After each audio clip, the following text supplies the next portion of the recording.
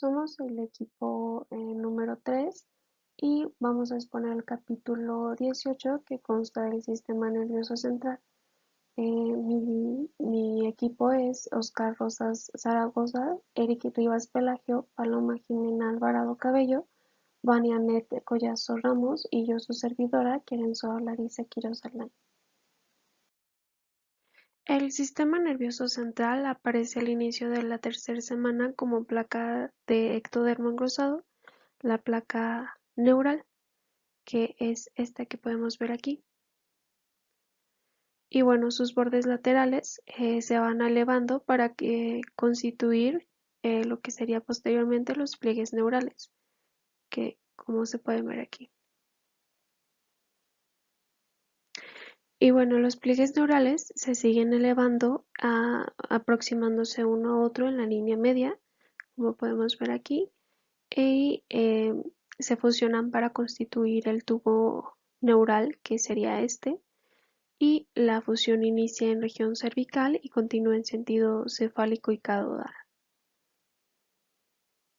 Una vez que inicia la fusión, los extremos abiertos, que son estas partecitas, eh, del tubo neural constituyen el neuroporo anterior, que es este, y el neuroporo posterior o caudal, o también se le puede llamar al neuroporo anterior eh, eh, craneal.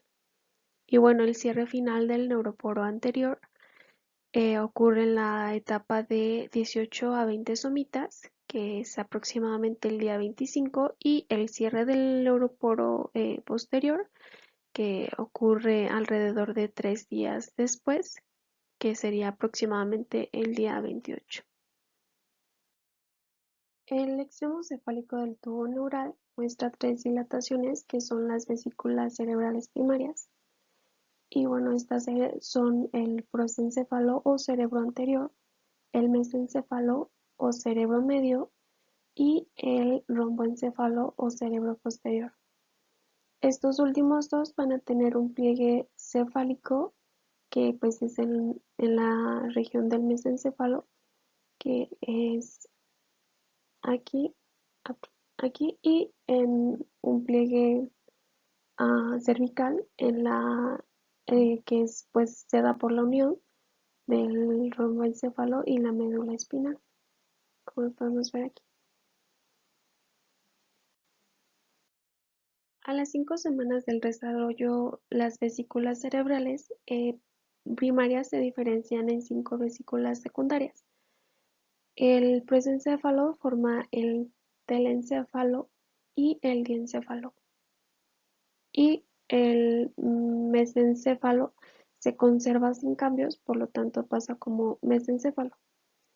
Y el romboencéfalo da origen al metencéfalo y al mielencéfalo. Podemos ver aquí. El istmo romboencefálico separa al mesencéfalo del metencéfalo, que lo podemos ver aquí. Y el pliegue pontino marca el límite entre el mesencéfalo y el mielencéfalo, que está aquí. Y bueno, el telencéfalo que podemos ver aquí, este dará origen a las vesículas ópticas, el tálamo y el hipotálamo de la hipófisis. El diencéfalo, como lo podemos ver en esta parte, los canículos dará origen a los canículos anteriores visuales em, y los canículos posteriores serán auditivos. Y el mesencéfalo que podemos ver aquí, este dará origen al cerebelo y al puente del metencéfalo y el bulbo raquídeo del melencéfalo. Y pasamos a la médula espinal. Y bueno, una vez que el tubo neural se cierra, las células neuroepiteliales comienzan pues a transformarse en células nerviosas primitivas o neuroblastos. Em, y bueno, estos forman la capa del manto, una zona en torno a la capa neuroepitelial, que podemos ver aquí. Y bueno, la capa del manto forma más tarde la sustancia del gris de la médula espinal, que es aquí, podemos ver la representación de ella, y la capa más externa de la médula espinal, que es la capa marginal, que podemos ver aquí, adquiere una tonalidad blanca y pues por ende se le llama o se le denomina sustancia blanca de la médula espinal. Y esto pues es a causa de la mielinización de las fibras nerviosas. Cada uno de los lados del tubo neural muestran un engrosamiento ventral y un monengrosamiento dorsal. El engrosamiento ventral, que serían las placas basales o la placa basal, que esta contiene células motoras del asta anterior y por lo tanto se constituyen las áreas motoras. Mientras que la placa alar, que son engrosamientos dorsales, em, forman las áreas sensitivas. Y bueno, la hendidura longitudinal, como podemos ver aquí, es el surco limitante. Este marca el límite entre ambas placas. Y bueno, la porción dorsal y ventral, conocida como placas del techo y del piso. Y bueno, estas carecen de neuroblastos. Y bueno, un grupo de neuronas se acumulan entre el asta anterior, que es la motora, y el asta posterior, pues que es la sensitiva. Esta da origen a una asta intermedia que se puede apreciar aquí, y esta contiene neuronas de la división simpática del sistema nervioso autónomo. La diferenciación histológica, y empezamos con las células neurales, que son los neuroblastos. Se forman de manera exclusiva por la división de las células neuroepiteliales. Al inicio tienen un proceso central que se extiende hacia el lumen, que son pues las transitorias, y los neuroblastos durante algún periodo pues son redondos y apolares. Como podemos ver aquí, esta es la representación de un neuroblastos redondo y apolar. Al avanzar la diferenciación, aparecen dos procesos citoplasmáticos y se forma el neuroblasto bipolar, que podemos apreciar aquí. Y el proceso es en uno de los extremos de las células se elonga con rapidez para constituir lo que posteriormente sería el axón primitivo, en tanto el del otro extremo desarrolla una serie de arbolizaciones citoplasmáticas, las dendritas pues primitivas. Estas células se conocen como neuroblastos multipolar, células que en el adulto posteriormente se convertirán en una neurona. Y bueno, pasamos a las células de la glía, que son células de sostén primitivas, y bueno, estos serían los gioblastos, que podemos ver su representación aquí. Se forman a partir de las células neuroepiteliales. Una vez cesada la producción de estos, se forman pues los gioblastos. Las células neuroepiteliales, una vez que cesa la producción de pues también de neuroblastos, y bueno, los ganglios, los gioblastos, perdón, migran desde la capa neuroepitelial hasta las capas del manto y la marginal. En la capa del manto se diferencian en astrocitos protoplasmáticos y en astrocitos fibrilar. Estas células se alojan entre los vasos sanguíneos y las neuronas, donde dan soporte y pues desempeñan funciones metabólicas. Otro tipo de células de sostén que deriva de los geoblastos son los oligodendrocitos, que son estos, se identifican ante todo en la capa marginal y bueno, durante la segunda mitad del proceso del desarrollo aparecen en el sistema nervioso central un tercer tipo de célula de sostén, las células de la microglía.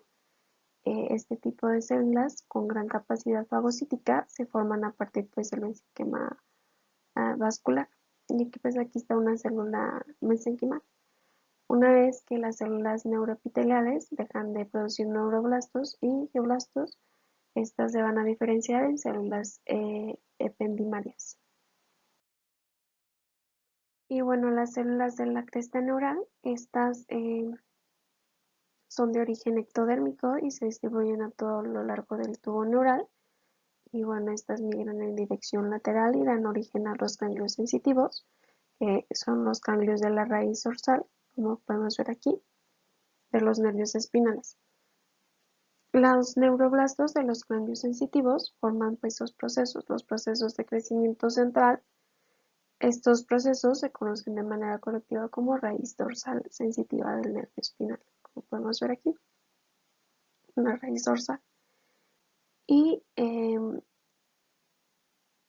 bueno, las células de la cresta neural se diferencian en neuroblastos autónomos, células de Schwann, células pigmentadas, odontoblastos, meninges y mesenquima de los arcos faríneos. Las fibras nerviosas motoras comienzan a aparecer pues, durante la cuarta semana, generándose a partir de los cuerpos de las células nerviosas de las placas basales, que son pues, la raíz motora ventral. Como ya se los había comentado, pues estas son motoras. Bueno, las raíces nerviosas dorsales, que son estas contienen fibras sensitivas, se originan a partir de los cuerpos de las células nerviosas ubicadas en la médula, ubicadas fuera de la médula espinal, en los ganglios de la raíz dorsal, que son estos los ganglios espinales. Y bueno, aquí estaría como más completo, bueno, aquí estaría la raíz motora ventral y aquí estaría lo que es el ganglio de la raíz dorsal y pues las raíces sensitivas dorsales. El nervio espinal contiene tanto fibras sensitivas pues como motoras. Las ramas primitivas dorsales, estas inervan, como podemos ver aquí, las dorsales, estas inervan articulaciones vertebrales y la piel pues de la espalda. También pues inerva pues principalmente pues la musculatura axial dorsal y las ramas primarias ventrales, que serían estas mm, inervan las extremidades y la pared anterior del cuerpo y forman pues lo que son los plexo braquial y el plexo pues lumbosacro.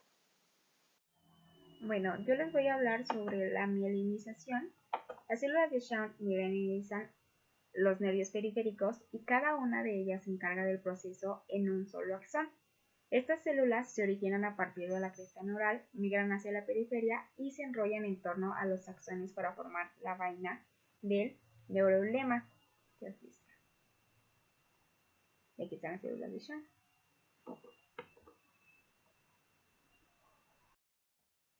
Al inicio del cuarto mes de la vida fetal, muchas fibras nerviosas adquieren un aspecto blanquecino como consecuencia del depósito de mielina, formada por los giros numerosos de la membrana de la célula de Schwann en torno a sus axones.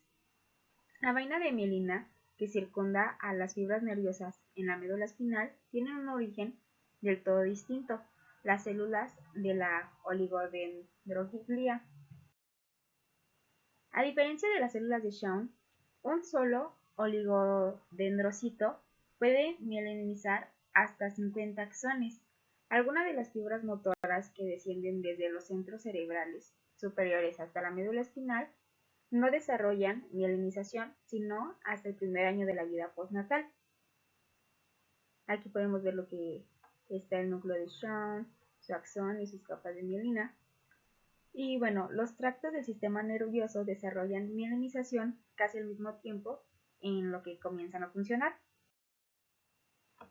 Cambios de posición de la médula espinal.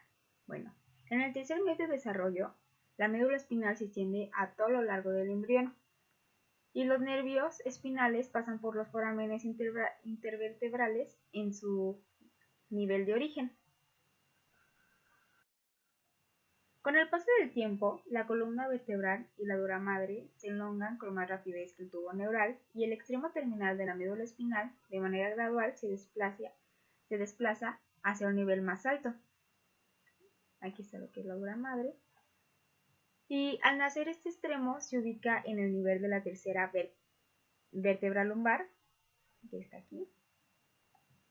Como consecuencia de este crecimiento desproporcionado, las raíces dorsales y vertebrales de los nervios espinales tienen una orientación oblicua, desde su segmento de origen en la médula espinal hasta el nivel que corresponde de la columna vertebral. Las raíces correspondientes se unen para constituir los nervios espinales y la dura madre pertenece insertada en la columna vertebral al nivel coxígeo. Filum terminal. Señala el trayecto de regresión de la médula espinal al tiempo que da sostén a esta estructura. Y bueno, aquí lo podemos ver.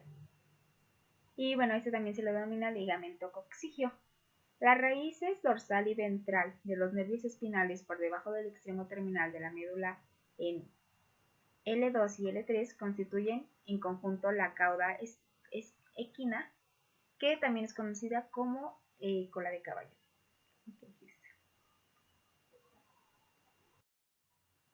Regulación molecular de la diferencia de la médula espinal. Las regiones dorsal, sensitiva y ventral motora de la médula espinal en desarrollo dependen de gradientes de concentración entre factores de crecimiento, miembros de la familia del vector de crecimiento transformante beta, que secreta la región dorsal del tubo neural, así como de Sony-Hedexon, secretada por la notocorda y la placa del piso.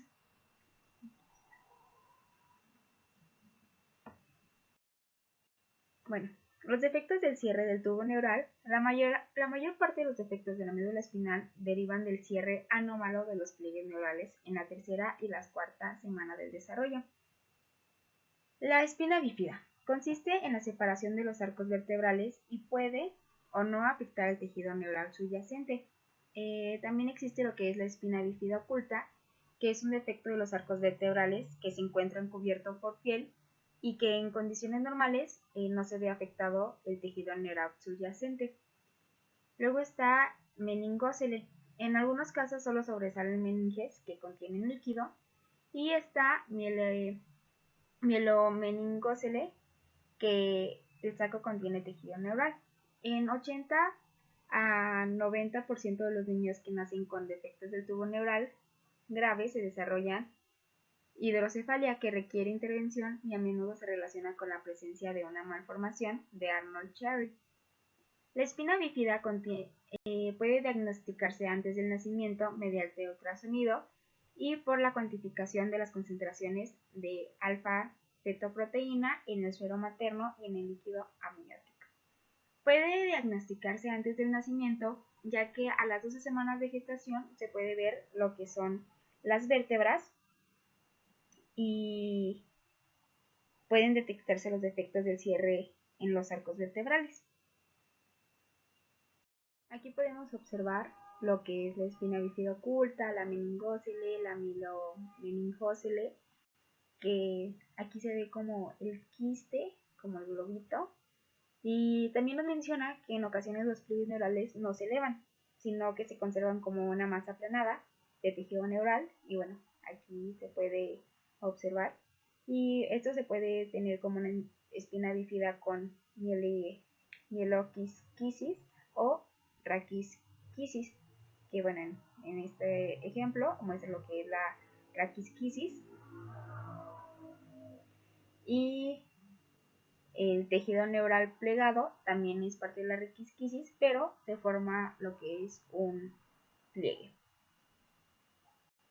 El origen de la mayor parte de los defectos del tubo neural es multifactorial. La hipertermia, ácido valproico e hipertaminosis A causan defectos del tubo neural, al igual que muchos otros teratógenos. La prevención de muchos defectos del tubo neural es posible si las mujeres toman ácido fólico 400 microgramos por día desde por lo menos el primer mes antes de la concepción y luego durante todo el embarazo. Este protocolo reduce la incidencia incluso desde el 50 y 70% de los defectos del tubo neural. Ya que alrededor del 50% de los embarazos no son planeados, se recomienda que todas las mujeres en edad reproductiva tomen un multivitamínico que contenga esta cantidad de ácido fólico a diario. Y bueno, aquí se puede ver lo que es un feto con espina bífida grave que afecta a varias vértebras en la región lumbrosacra. Ahora les voy a hablar sobre el cerebro. Se divide el cerebro en tallo cerebral, que es integrado por el mielencéfalo, el puente del metencéfalo y el mesencéfalo, y centros superiores, que es el cerebelo y los hemisferios cerebrales. El tallo cerebral es una continuación directa de la médula espinal y tiene una organización similar. A cada lado de la línea media se ubican las placas basal y alar bien diferenciadas, que representan las áreas motoras y sensitivas respectivamente. Rombencéfalo, cerebro posterior. Se divide en mielencéfalo, que es la más caudal de las vesículas cerebrales, que se puede ver aquí y aquí, y el metencéfalo, que se extiende desde el pliegue pontíneo hasta el istmo rombesencéfalo. Aquí está lo que es el metencéfalo, el istmo rombesencéfalico, y bueno, el mielencéfalo da origen al bulbo raquídeo, que también se le puede llamar como médula oblonga. Es una zona de transición entre el cerebro y la médula espinal. Difiere de la médula espinal en el sentido de que sus paredes laterales están evertidas. Las placas alar y basal, separadas por el surco limitante, pueden identificarse con claridad. Aquí está lo que es la placa alar, la placa basal y bueno, el surco limitante. La placa basal, similar a la de la médula espinal, contiene los núcleos motores. Estos núcleos se dividen en tres grupos. El primero es un grupo eferente somático medial, luego es un grupo eferente visceral especial intermedio y por último es un grupo eferente visceral general lateral. El grupo eferente somático contiene neuronas motoras, que son la prolongación cefálica de las células del área anterior. Debido a que este grupo se extiende en dirección rostral hasta el interior del mesencéfalo, se le denomina columna eferente motora somática. En el mielencéfalo incluye a neuronas del nervio hipogloso, que este inerva la musculatura de la lengua. En el metencéfalo y en el mesencéfalo, la columna contiene neuronas de los nervios abduce, troclear y oculomotor, respectivamente. Y bueno, estos nervios inervan la musculatura del ojo. El grupo eferente visceral especial se extiende al interior del metencéfalo y forma la columna eferente motora visceral especial. Sus neuronas motoras se distribuyen en los músculos estriados de los arcos faringios. En el mielencéfalo, la columna está representada por neuronas de los nervios accesorios vago y glosofaringio. Esto contiene neuronas motoras que se distribuyen en la musculatura involuntaria de las vías respiratorias, el tubo digestivo y el corazón. La placa alar contiene tres grupos de núcleos sensitivos de relevo. El ubicado en posición más lateral es el grupo aferente somático, que es lo del sensitivo general, recibe la sensibilidad de dolor, temperatura y tacto a partir de la faringe por medio del nervio glosofaringio. El grupo intermedio o aferente especial recibe impulsos de las papilas gustativas de la lengua, el paladar, la orofaringe y la epiglotis, y del nervio vestíbulo-coclear para la audición y el equilibrio. Y bueno, por último, está el grupo medial o aferente visceral general, que este es el que recibe información interoceptiva del tubo digestivo y también del corazón.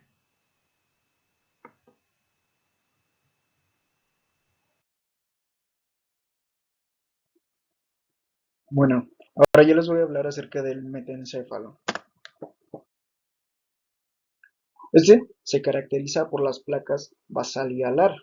A partir de estas regiones se forman dos componentes nuevos, que uno es el cerebelo, que deriva de las placas alares y funge como un centro de coordinación para la postura y el movimiento, y el otro es el puente, que es derivado de las placas basales y que funge como vía de paso para las fibras nerviosas entre la médula espinal y las cortezas cerebral y cerebelosa.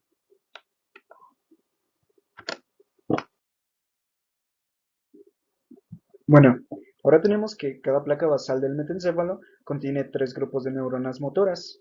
Uno es el grupo deferente somático medial, que este da origen al núcleo del nervio abducens.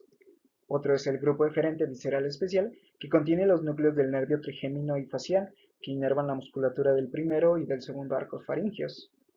Y por último tenemos el grupo deferente visceral general, con acciones que se dirigen a las glándulas submandibulares y sublinguales. Son estos que se ven en la imagen en color rojo, que es el grupo deferente somático medial, el visceral especial y el visceral general. Ahora tenemos que el borde marginal de las placas basales del metaencéfalo se expande a tiempo que forma un puente para las fibras nerviosas que conectan la corteza cerebral y la corteza cerebelosa con la médula espinal. De este modo, a esta porción del metaencéfalo se le conoce como puente. Además de las fibras nerviosas, el puente también contiene los núcleos pontinos, que se originan en las placas alares del metaencéfalo y el milencéfalo. Y aquí se puede ver en la imagen los núcleos pontinos y pues este es el área del puente.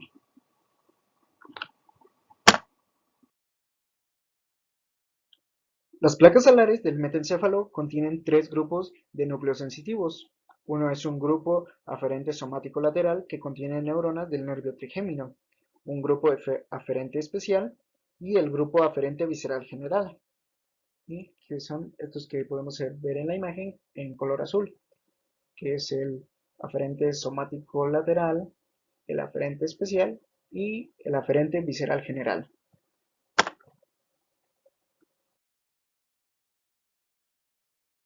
Ahora hablaremos acerca del cerebelo.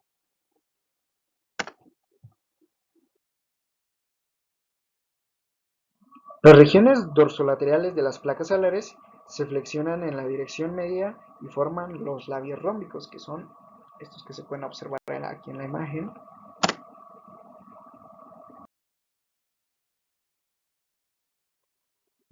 Como consecuencia de una profundización adicional del pliegue pontino, los labios rómbicos se comprimen en dirección cefalocaudal y constituyen la placa cerebelosa, que es esta parte que se observa en la imagen, y podemos ver su porción extraventricular e intraventricular.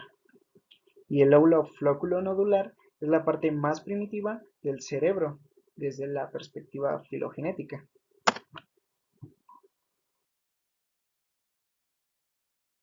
Al inicio, la placa cerebelosa está constituida por las capas neuroepitelial del manto y marginal, que aquí se ve en la imagen, la capa del manto y la marginal. En el desarrollo posterior, cierto número de células formadas por la capa neuroepitelial migran hacia la superficie del cerebro para constituir la capa granulosa externa, que es esta capa que se puede observar aquí en la imagen.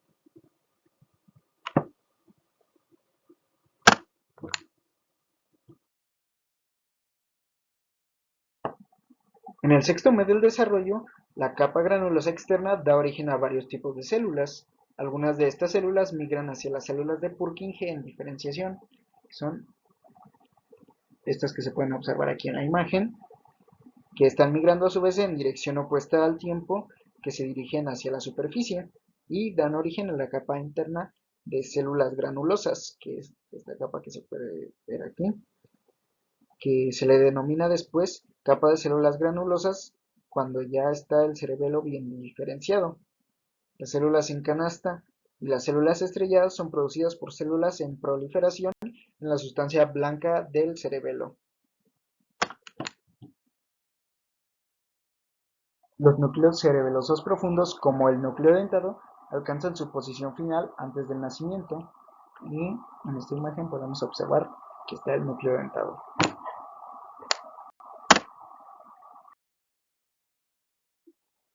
Ahora continuamos con el mesencéfalo, cerebro medio.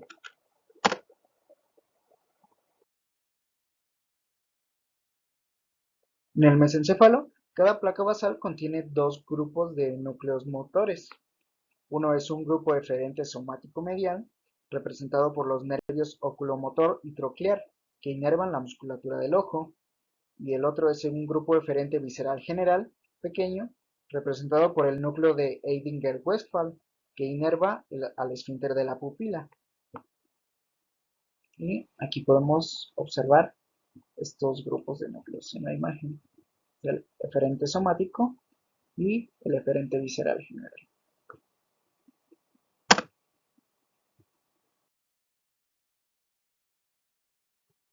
La capa marginal de cada placa basal crece y forma los pedúnculos cerebrales. Al inicio, las placas alares del mesencéfalo se aprecian como dos elevaciones longitudinales separadas por una depresión superficial en la línea media. Y aquí podemos observarlas, estas son las placas alares, en azul claro.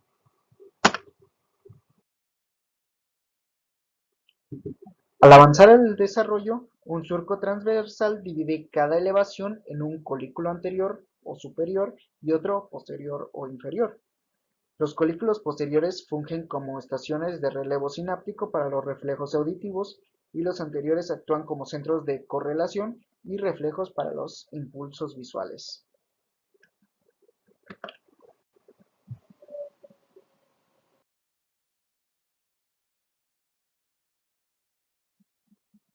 Luego tenemos el prosencéfalo, cerebro anterior.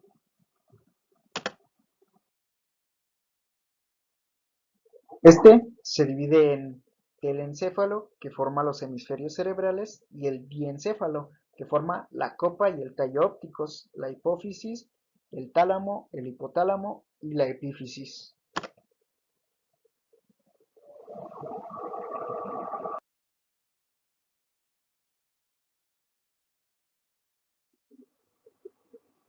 Ahora tenemos el diencéfalo, la placa del techo y epífisis.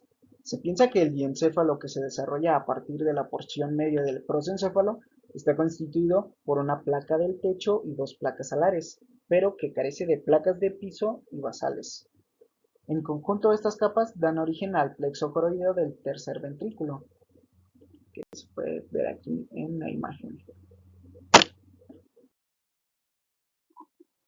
La región más caudal de la placa del techo se desarrolla para conformar el cuerpo pineal o epífisis también llamado, que se puede observar aquí el enroscamiento pineal y aquí ya como tal la epífisis.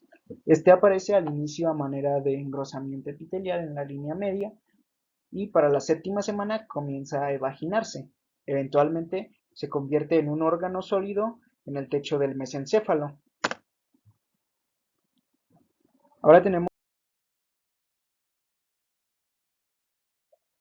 la placa alar, el tálamo y el hipotálamo.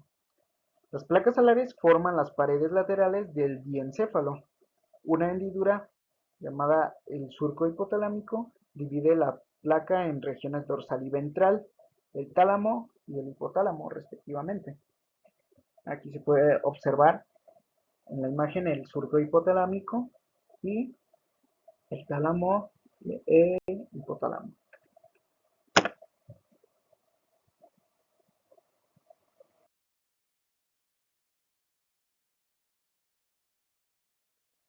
El hipotálamo se diferencia en varias regiones nucleares que regulan las funciones viscerales, como pueden ser el sueño, la digestión, la temperatura corporal y la conducta emocional. El cuerpo mamilar constituye una protuberancia bien definida en la superficie ventral del hipotálamo a cada lado de la línea media. Y aquí podemos observar el cuerpo mamilar en las imágenes.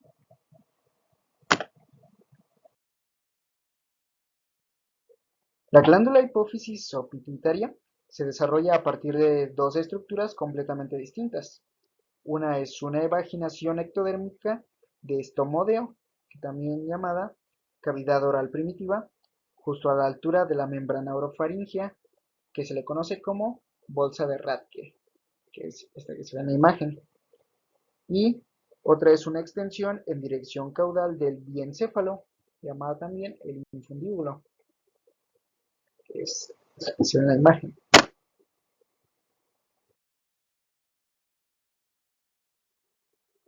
En una fase posterior del desarrollo, las células de la pared anterior de la bolsa de Rathke aumentan en número con gran rapidez y constituyen la adenohipófisis, que se observa aquí en la imagen, el lóbulo anterior. El infundíbulo da origen al tallo y la pars nerviosa, o también llamado lóbulo posterior de la hipófisis, o neurohipófisis, que es esta parte, y que está compuesto por células por la neuroglia.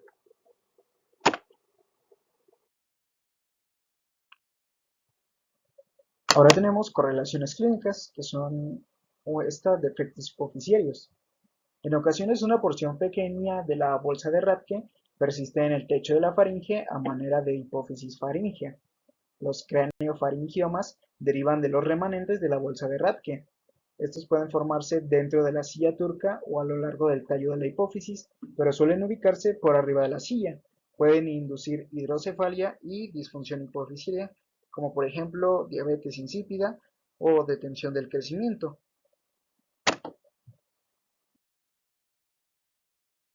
Ahora tenemos el telencéfalo. Este está constituido por dos evaginaciones laterales, que son los hemisferios cerebrales, y una porción media, que es la lámina terminal.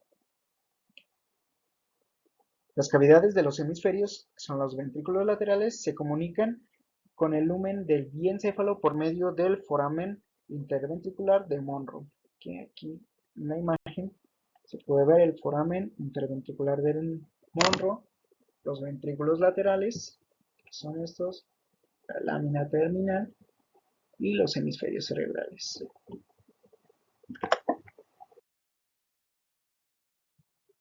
Continuamos con los hemisferios cerebrales. Estos surgen al inicio de la quinta semana del desarrollo como evaginaciones de las dos paredes laterales del prosencéfalo. Para la mitad del segundo mes, la porción basal de los hemisferios comienza a crecer y a sobresalir en el lumen del ventrículo lateral y hacia el piso del foramen Monro.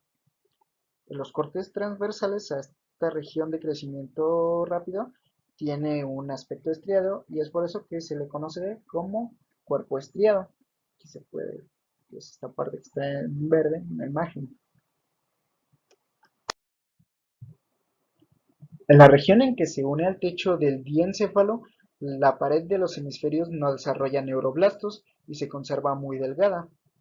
En ese sitio, la pared del hemisferio está constituida por una sola capa de células ependimarias cubiertas por mesénquima vascularizado y juntas constituyen los plexos coroideos de cada uno de los ventrículos laterales, que son estas partes, los plexos coroideos.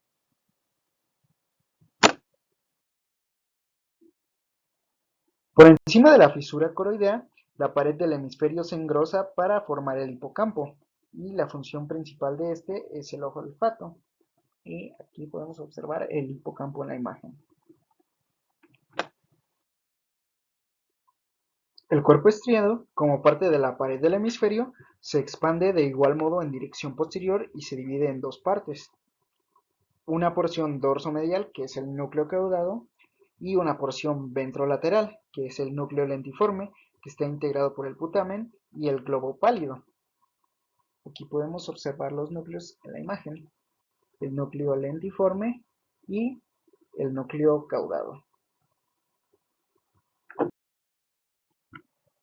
Los núcleos caudado y lentiforme forman parte de un grupo de núcleos denominados ganglios basales. Estos ganglios tienen conexiones numerosas con la corteza cerebral, el tálamo y el tallo cerebral y desempeñan un papel importante en el control del movimiento voluntario, la conducta rutinaria, la cognición, las emociones, el aprendizaje procedimental y el movimiento de los ojos. El crecimiento continuo de los hemisferios cerebrales en direcciones anterior, dorsal e inferior determina la formación de los lóbulos frontal, temporal y occipital respectivamente.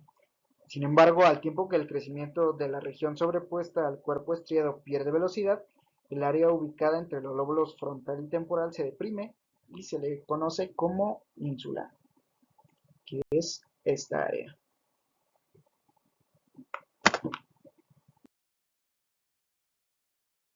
El desarrollo de la corteza. La corteza cerebral se desarrolla a partir del palio, que en esta imagen se puede observar la región. Esta tiene tres regiones, que es la paleocorteza, o también llamado paleopalio, la arqueocorteza, o también llamado arqueopalio, o la neocorteza o neopalio. Al nacer, la corteza tiene un aspecto estratificado que deriva de la diferenciación de las células en capas. La diferenciación del sistema olfatorio depende de interacciones epitelio-mesénquima. Las células de las plácodas nasales se diferencian en neuronas sensitivas primarias del epitelio nasal, que cuenta con axones que crecen y establecen contacto con neuronas secundarias en los bulbos en desarrollo.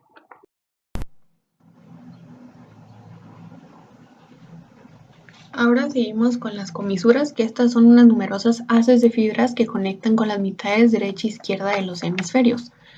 La primera en aparecer sería la comisura anterior,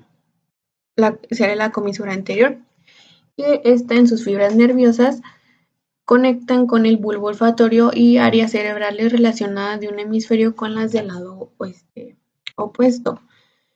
Las segundas en aparecer son la comisura del hipocampo o fornix, que sus fibras van a proveer del hipocampo y convergen en la lámina terminal.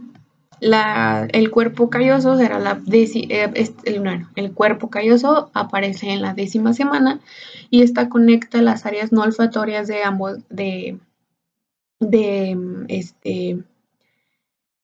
conecta con las áreas no olfatorias de las ambas cortezas y al inicio va a formar como un haz en la lámina terminal, que después, por la expansión del neopalio, va a formar un área en el diencéfalo, pero estas tres tienen como características que se van a formar en la lámina terminal.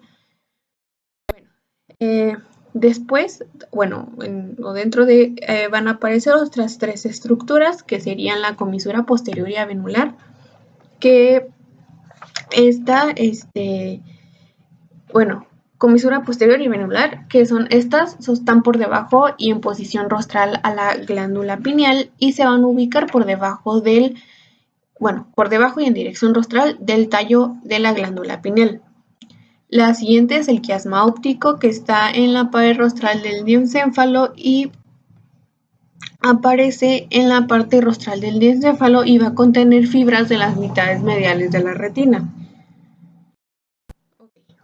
Las meninges son tres capas membranosas que cubren al cerebro y la médula espinal, que será la dura madre, aracnoides y pia madre. Estas aparecen dentro de la 4ª y 5ª semana y van a derivar de una combinación del mesodermo y células de la cresta neural. Se le va a conocer como espacio subaracnoideo al espacio que está entre la pia madre y la aracnoides. Se va a dar gracias a que, se da que la pia madre se va a adherir con una cierta firmeza a la superficie del cerebro y la médula espinal. Y cuando se separa del aracnoide es donde se forma pues este espacio. Y lo que es lo que son estas dos capas, pia madre y aracnoides, van a constituir van a integrar las leptomeninges. La dura madre es un saco fibroso resistente que encierra a la aracnoides y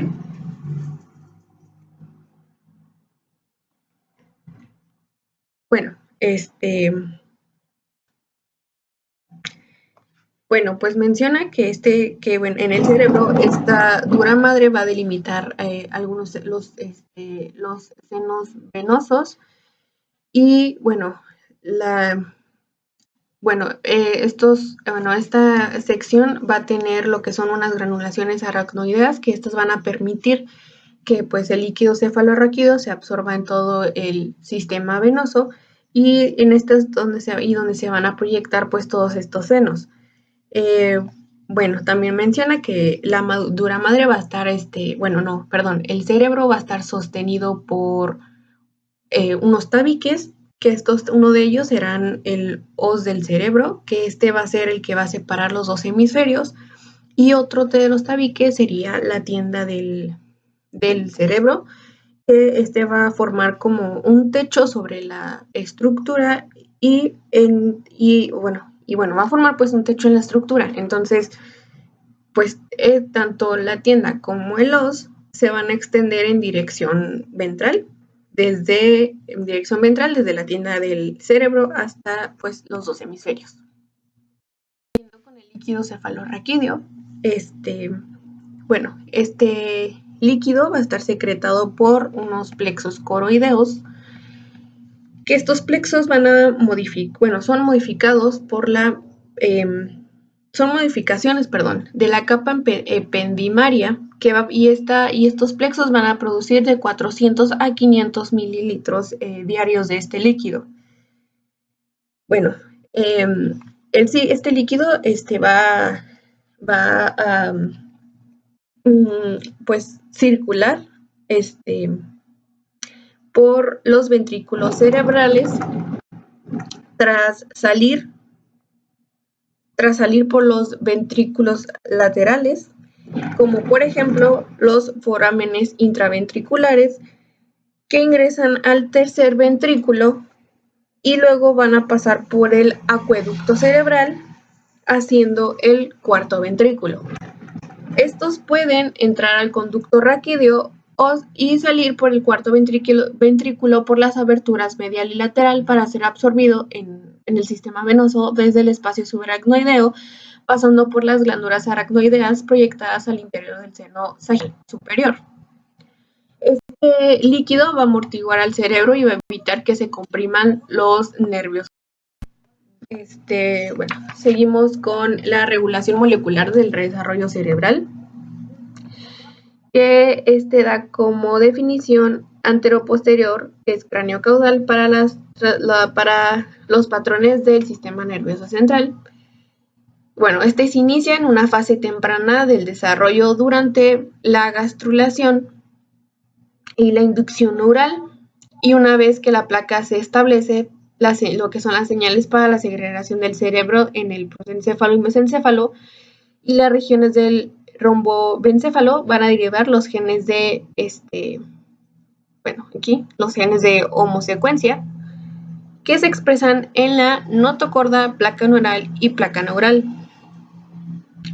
Placa percordal y placa neural. El rombobencéfalo va a tener 8 segmentos, que son las rombómeras. Estas muestran algunos patrones de expresión variables de los genes de homosecuencia de la clase Antenapedia, que son los genes Hox.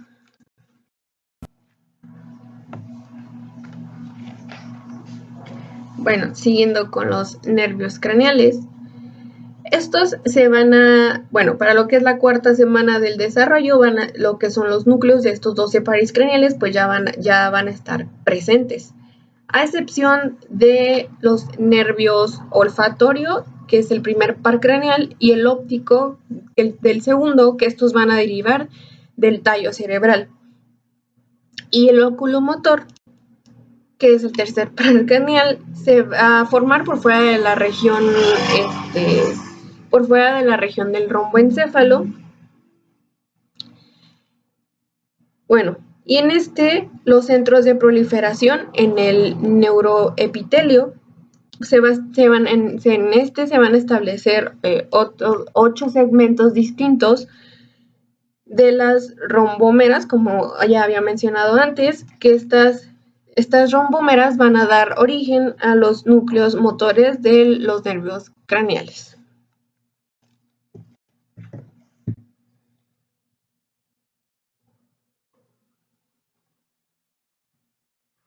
Bueno, siguiendo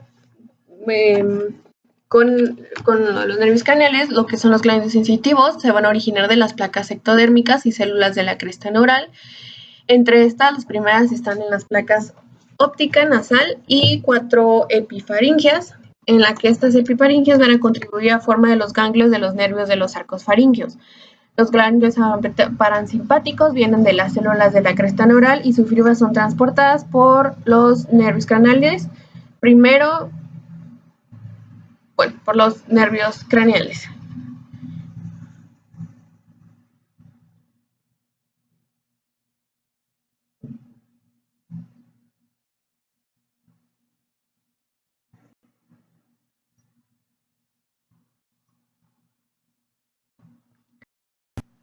En correlaciones clínicas, primero empieza por mencionar los defectos craneales, que una de ellas sería la holoprosencefalia, que se refiere a un espectro de anomalías en las que la pérdida de las estructuras de la línea media causa por las malformaciones del cerebro y del rostro. En casos graves, los ventrículos laterales se van a funcionar en una sola vesícula telencefálica.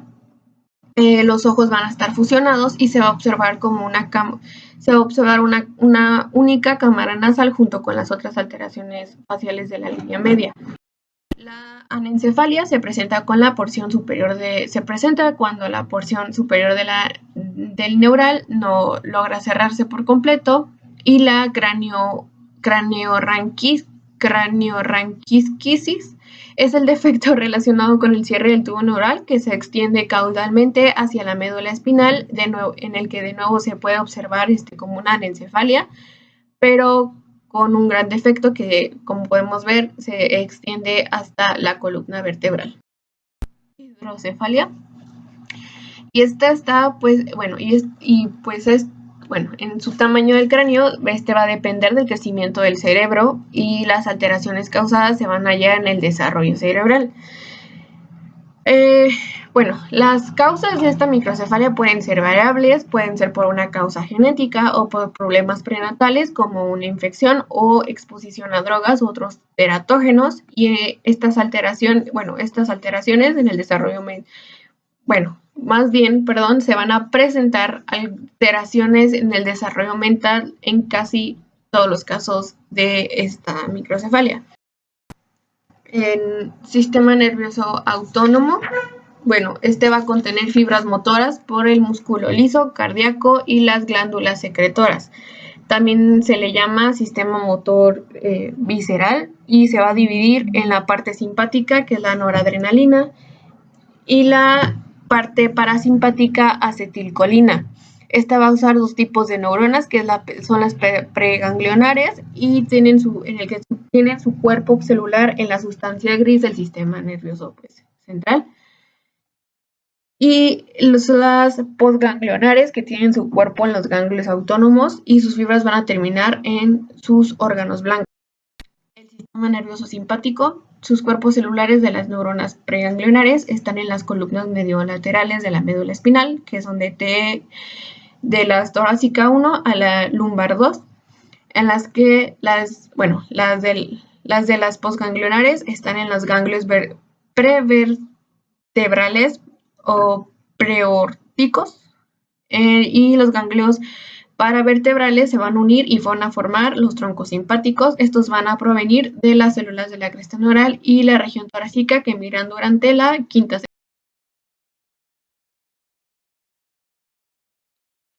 Sistema nervioso autónomo. Está integrado por fibras motoras, que son eferentes, que inervan al músculo liso y el cardíaco, así como las glándulas secretoras, por lo que en ocasiones también se los denomina sistema motor visceral. Se dividen en dos partes, una división simpática y una división parasimpática, y ambas dependen de dos neuronas para lograr la inervación. Una neurona preganglionar, ubicada en la sustancia gris del sistema nervioso central, y una postganglionar en los ganglios autónomos. La noradrenalina va a ser el neurotransmisor utilizado por el sistema nervioso simpático, tanto la acetilcolina es a la que recurre el sistema parasimpático.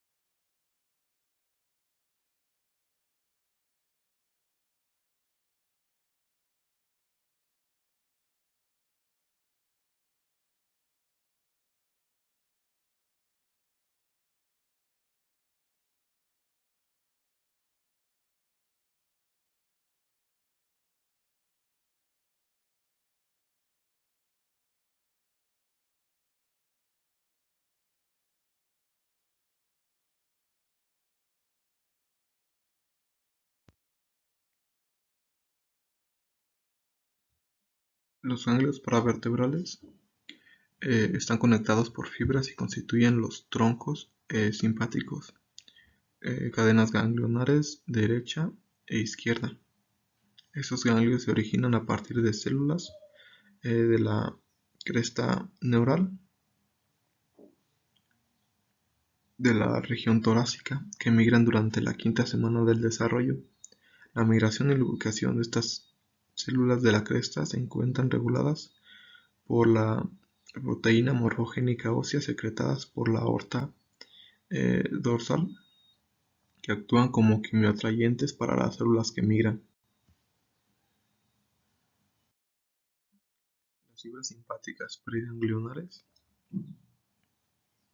que se originan a partir de los cuerpos celulares en la médula espinal del torácico 1 hasta la lumbar 2, se salen por las raíces ventrales, ya que son fibras motoras que van a ingresar a un nervio espinal, luego a una rama primaria ventral y luego casi de inmediato ingresan a un ramo comunicante blanco para llegar al tronco simpático.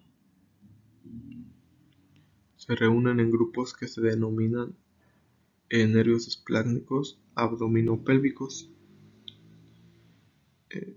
Incluyen a los nervios espláncnicos mayor, que es del torácico 5 a torácico 9, y menor, que es de torácico 10 a torácico 11, así también como el mínimo, que es el T12 y lumbar.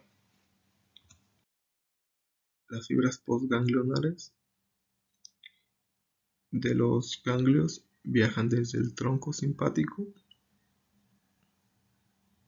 por los ramos comunicantes grises hasta las ramas ventrales de los 31 nervios espinales y discurren sobre los vasos sanguíneos hasta llegar a su destino.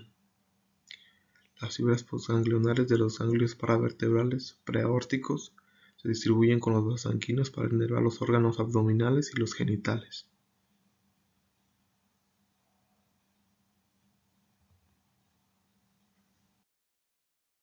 Los cuerpos celulares de las neuronas preganglionares que se ubican en los segmentos T1 a L2 de la médula espinal son los únicos que cuentan con ramos comunicantes blancos. Sin embargo, debido a que cada nervio espinal recibe fibras de neuronas postganglionares, cada rama ventral primaria de cada nervio espinal se conecta con un ramo comunicante gris. Sistema nervioso parasimpático. Los cuerpos de las neuronas parasimpáticas preganglionares se ubican en el tallo cerebral y en la región sacra, del nivel sacro 2 a sacro 4 de la médula espinal, y en consecuencia, en ocasiones se les denomina porción craneosacra del sistema nervioso autónomo.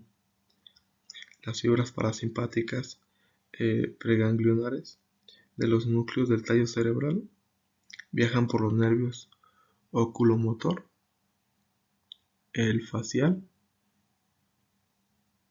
glosofaringio y vago, hasta estructuras de la cabeza y el cuello.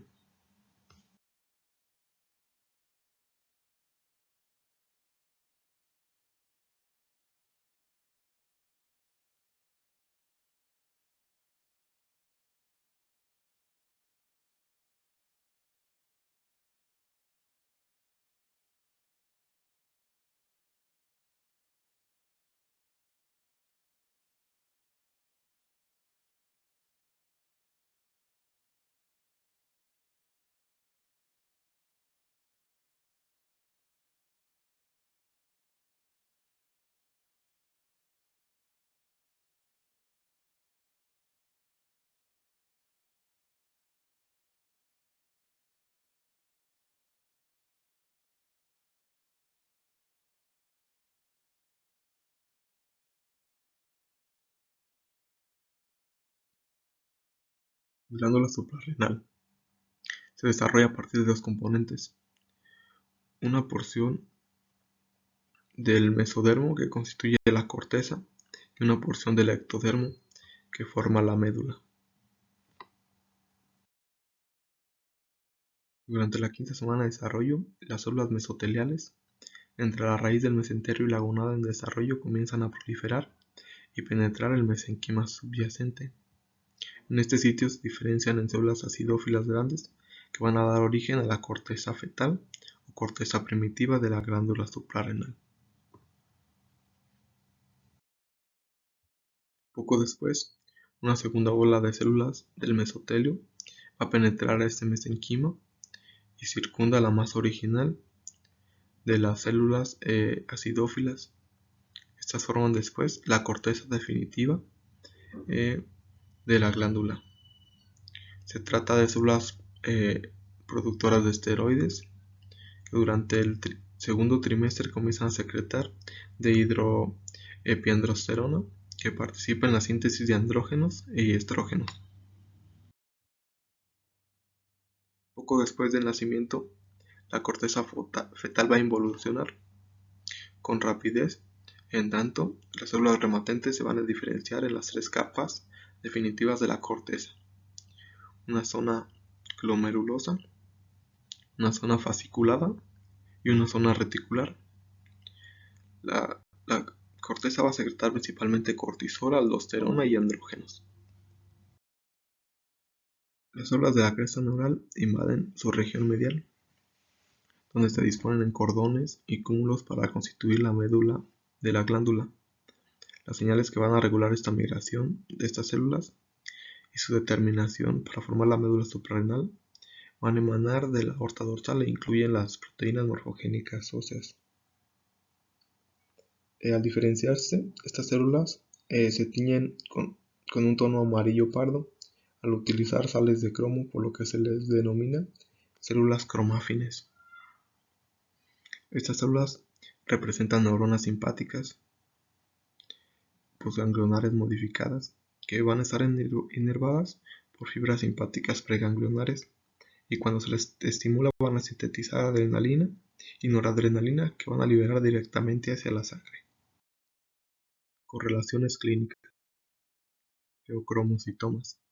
Son tumores poco frecuentes que afectan a las células cromáfines y generan una producción y una liberación excesivas de adrenalina y noradrenalina, lo que desencadenará episodios paroxísticos de hipertensión, aumento de la frecuencia cardíaca, cefalea y otros síntomas asociados.